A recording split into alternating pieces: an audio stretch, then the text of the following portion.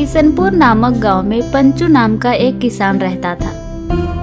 वो बहुत ही सरल स्वभाव का था।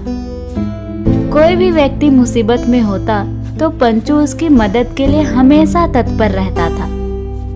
उसने अपने जमीन पर खेती करने के लिए एक सेठ से रुपए उधार लिए हुए थे। सभी फसल खराब होने के कारण पंचू सेठ जी के रुपए लौटा नहीं पा रहा था। कर्ज चुकाने के लिए उसने अपनी आधी जमीन और कुछ बैल बेच दिए। मैं कुछ खेत और ये कुछ बैल आपको दे रहा हूँ, आप इनका अच्छे से ख्याल रखना। पंचू भाई, मैं अभी सारे रुपए एक साथ नहीं दे पाऊँगा। अभी कुछ ही रुपए दे रहा हूँ और बाकी मैं आपको 1 हफ्ते में दे दूँगा। लेकिन भाई, मुझे अभी रुपयों की बहुत ज़रूरत है। मैं कोशिश करूँगा भाई कि आपको जल्दी ही आपके पैसे वापस कर दूँ। ठीक है भाई। ऐसा कहकर पंचू वहां से चला गया। जल्दी जल्दी जाता हूँ, सेठ ने बुलाया है। सेठ के सारे पैसे इकट्ठा तो नहीं हो पाया, अब मैं उससे क्या कहूँगा। तुम्हें इस रविवार तक सारे पैसे वापस करने को कहा था और आज रविवार है। चलो अब लाओ मेरे सारे रुपए। सेठ जी, आपको तो पता है ना, इस बार बारिश नहीं होने के कारण सारी फसल खराब हो गई और मेरी ज़्यादा आमदनी भी नहीं है, इसलिए आपको कर्ज लौटाने में देरी हो रही है। मेरे पास अभी इतना ही है। ये तो सिर्फ 4000 है, अभी तो पूरे 5000 बाकी है। मुझे हर हाल में मेरे रुपए चाहिए, समझे? जी सेठ जी, मैं आपके सारे कर्ज के रुपए लौटा दूंगा, आप बस मुझे थोड़ा समय दीजिए। आप तो जानते हैं सेठ जी, मेरा इतना बुरा दिन आज से पहले कभी नहीं आया। ठीक है, तुम इस गांव के एक ईमानदार इंसान हो, इसलिए तुम्हें कुछ दिन और समय दे रहा हूँ। पंचू अपनी सिर हिलाकर सेठ की बातों में हाँ मिलाते हुए वहां से निकल जाता है।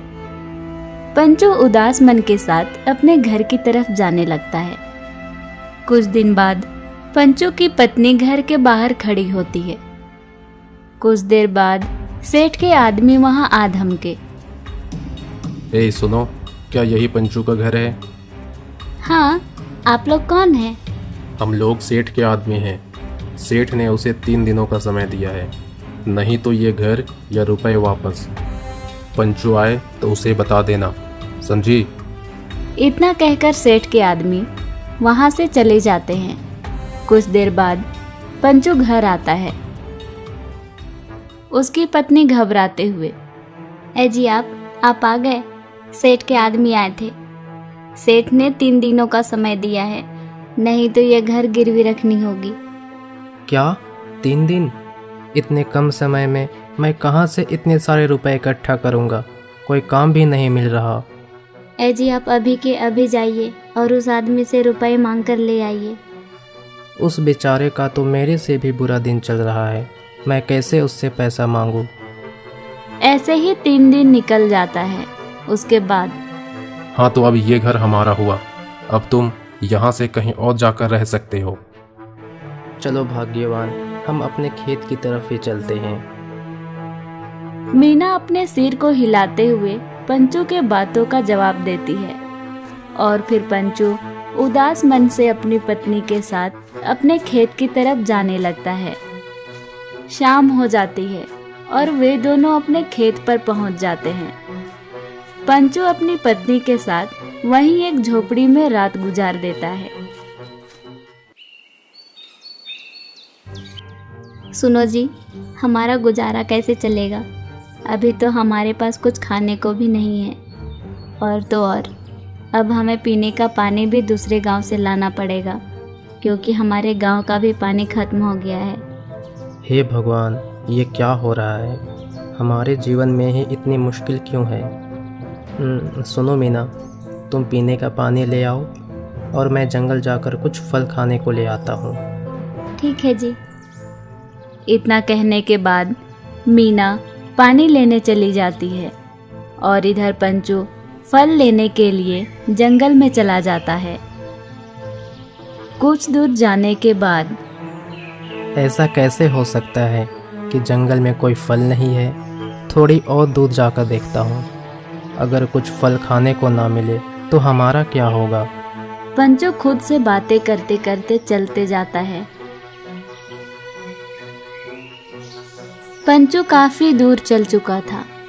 इतनी दूर आ गया मैं, पर यहाँ कोई भी फल नज़र नहीं आ रहा। अब तो मुझे प्यास भी लग रही है। यहाँ तो कोई घर या कोई नदी भी नज़र नहीं आ रहा। थोड़ी दूर और जाकर देखता हूँ, फिर घर लौट जाऊँगा। पंचू अचानक से बहुत खुश हो जाता है क्योंकि उसे एक नदी दिखाई देती है। अब मेरी प्यास बुझेगी।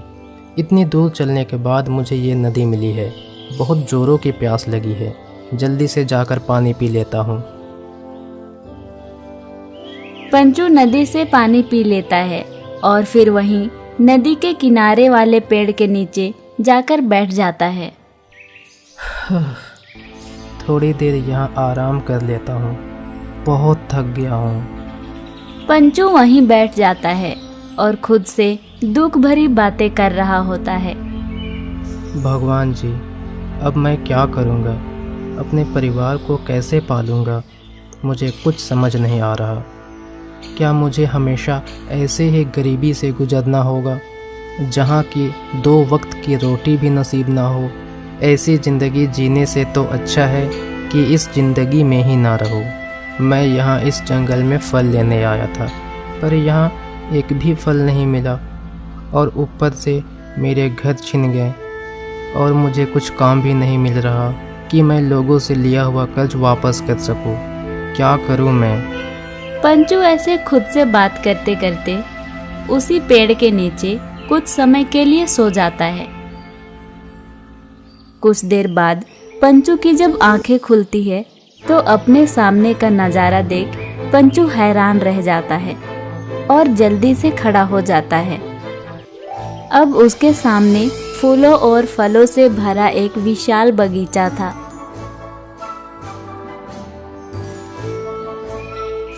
अरे ये मैं कहाँ आ गया? मैं कोई सपना तो नहीं देख रहा, या सच में मैं कहीं और आ गया हूँ? और यहाँ पर वो नदी कहाँ गई जिससे मैंने अपनी प्यास बुझाई थी? ये सब मेरे साथ क्या हो रहा है? पंचू को अपनी आंखों के सामने ये सब देखकर यकीन नहीं हो रहा था। वैसे भी मुझे बहुत जोरों की भूख लगी है। 1-2 फल तोड़ के खा लेता हूँ और कुछ फल मीना के लिए भी ले जाऊँगा। ऐसा कहकर पंचू फल तोड़ने के लिए जाने लगता है।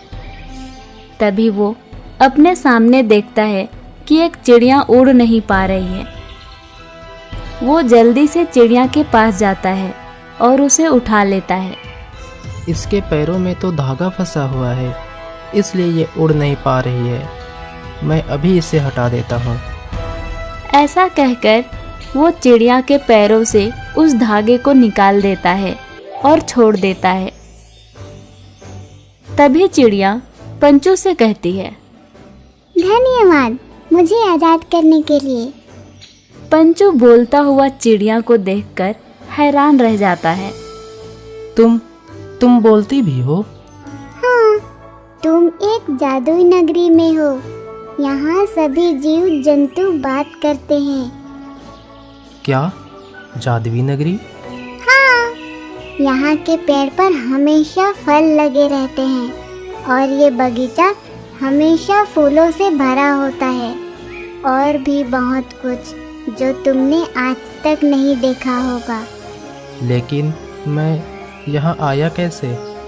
जिस पेड़ के नीचे तुम सोए थे, उस पेड़ के नीचे बैठकर तुमने अपनी परेशानी बताई थी, इसलिए उस पेड़ ने ये जादुई नगरी का द्वार खोल दी। ओह, तो ये बात है। मतलब ये कोई सपना नहीं है। वैसे तुम बताओ, तुम्हारे जीवन में क्या परेशानी है? पंचू अपनी सारी परेशानी उस चिड़िया को बताता है।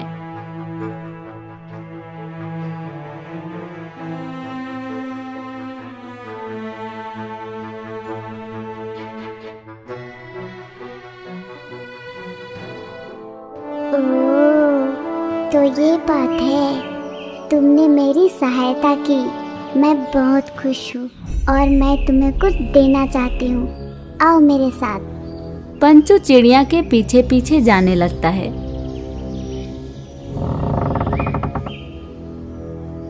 चिड़िया उसे एक गुफा में ले जाती है।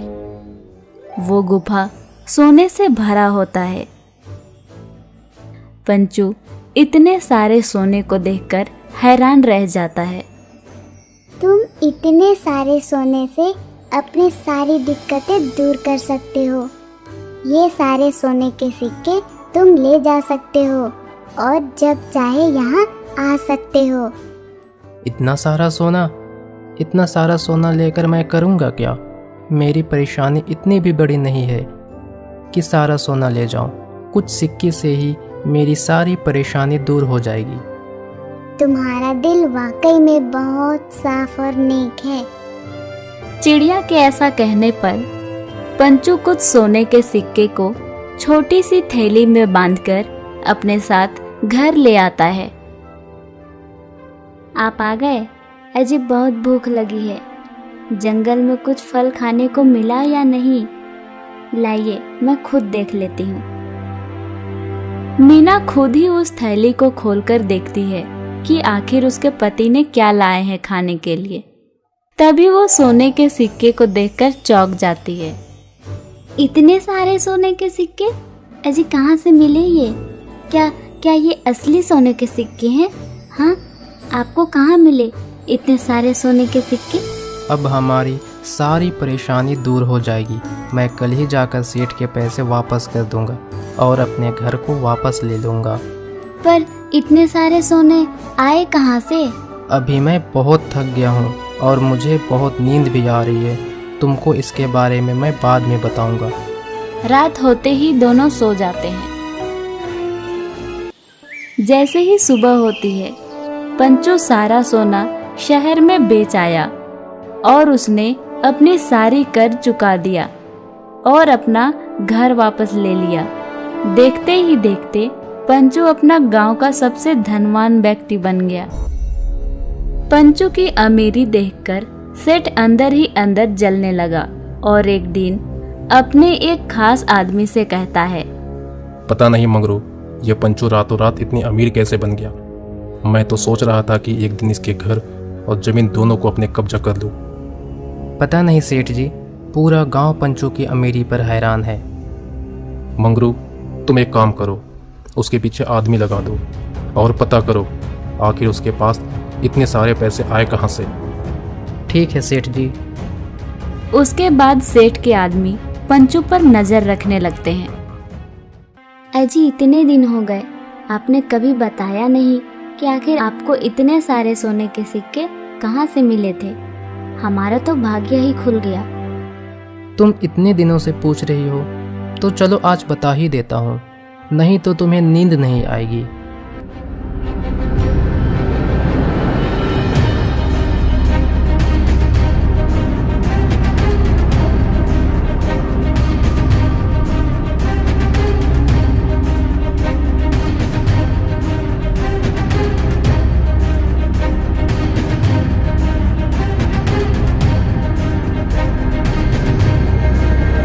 पंचू मीना को उस दिन की घटित सारी बातें बता देता है। इधर सेठ के आदमी खिड़की के पास से उनकी सारी बातें सुन रहे होते हैं और जल्दी से जाकर सेठ को सारी बातें बता देते हैं। अच्छा, तो ये बात है, तब तो हमें भी जाना चाहिए उस जादुई नगरी में और सारा सोना ले आना चाहिए। फिर सेठ अपने दो आदमी के साथ उस जादुई नगरी में जाते हैं। वहां उसे वही चिड़िया घायल पड़ी मिलती है। सेठ उस घायल चिड़िया को उठा लेता है और तभी मेरी मदद करो। सेठ उस चिड़िया का कोई मदद नहीं करता और उसे पूछने लगता है, ऐ चिड़िया, सोना कहाँ है? बताओ मुझे, सोना कहाँ है? मैं यहाँ ढेर सारे सोने ले जाने आया हूँ। मेरी मदद करो, फिर मैं बताऊंगी। नहीं, अगर मैं तुम्हारी मदद करूँगा तो फिर तुम यहाँ से चली जाएगी, इसलिए मैं मदद नहीं करूँगा। तुम मुझे एक बार उस सोने की जगह बता दो तो मैं तुम्हारी मदद करूँगा। ठीक है, चलो मेरे साथ। चिड़िया को अपने साथ पकड़े हुए सेठ उस सोने की गुफा के अंदर जाता है। गुफा के अंदर बहुत सारा सोना को देख सेठ और उसके आदमी बहुत खुश हो जाते हैं। वो जल्दी से उस सोने की ढेर की तरफ बढ़ते हैं। सेठ उस चिड़िया को घायल अवस्था में ही छोड़ देता है। अपनी अपनी सोने की ढेर पकड़ लो और चलो यहाँ से। सेठ और उनके आदमी सोने की ढेर को लेकर दरवाजे की तरफ जाने लगते हैं। तभी वो देखते हैं कि दरवाजा बंद है। अरे ये दरवाज़ा बंद कैसे हो गया? अभी तो खुला था। सेठ जी, हमें वो चिड़िया ही इस दरवाजे के बारे में बता सकती है। तो फिर देख क्या रहे हो? चलो चिड़िया के पास। सेठ और उसके आदमी उस चिड़िया की तरफ जाते हैं। सेठ जी, वो चिड़िया कहाँ गई? उसे आपने ही तो पकड़ कर लाया था। मैंने? हाँ, मैं पकड़ कर लाया था, पर मुझे नहीं पता कि उस चिड़िया को मैंने कहाँ रखा। सेठ को अपने लालच की वजह से कुछ याद ही नहीं आता। सब लोग उस चिड़िया को इधर उधर ढूंढने लगते हैं। कुछ देर बाद, तुम्हें शायद ये पता नहीं है कि ये एक जादुई नगरी है। यहाँ कोई भी लोग आ तो सकते हैं, लेकिन वापस वही लोग जा सकते हैं जिसका मन साफ हो और जिसको वाकई में रुपयों की ज़रूरत है। लेकिन तुम लोग का मन साफ नहीं है, इसलिए अब तुम लोग यहाँ तब तक बंद रहोगे जब तक कोई साफ मन का व्यक्ति आकर ना खोले। उसके बाद चिड़िया वहाँ से गायब हो जाती है और सेठ और उसके आदमी वहाँ बंद रह जाते हैं। और आज भी सेठ और उसके दोनों आदमी कहाँ गए, ये रहस्य ही है। हमारी कहानी यहीं पर समाप्त होती है। अगर आपको ये कहानी अच्छी लगी हो तो इस वीडियो को लाइक करें और अभी और एक नई मजेदार कार्टून देखने के लिए स्क्रीन के ऊपर इस वीडियो को क्लिक कीजिए और हमारे इस चैनल को जल्दी से सब्सक्राइब कर लीजिए।